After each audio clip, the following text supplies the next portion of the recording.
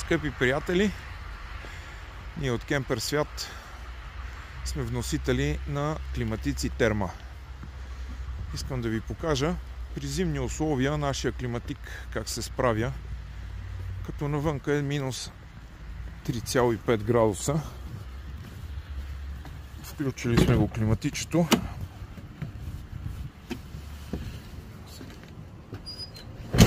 Така.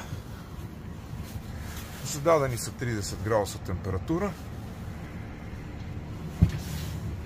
Вътре в кемпера е 7,9 градуса вече. А температурата, която излиза, е 25,8 градуса.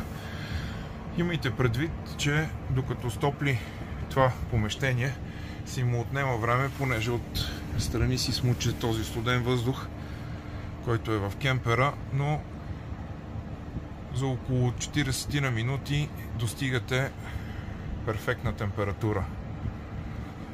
В случая този климатик сме го подкарали по следния начин. Инвертор 1500 вата, 115 ампер-часа акумулатор. Ето ви пълната синусоида, 957 вата. Като имате предвид, че в случая при тази конфигурация климатика няма да работи повече от 1 час, защото първо няма никакво връщане на електричеството в момента. Солари не работят, абсолютно нищо. По-скоро ви показвам, че си стартира без никакъв проблем с инвертор. Както знаете вече, климатиците на Терма са с инверторни компресори.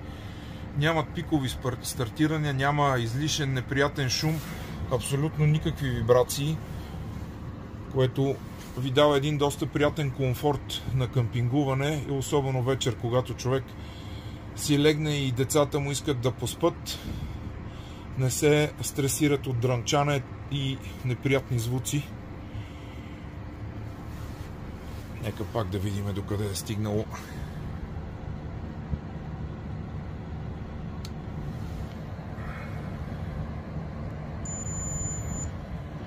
25,7 градуса.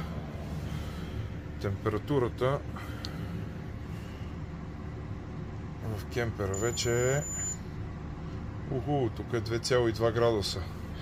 Трябва си му време да си отвърне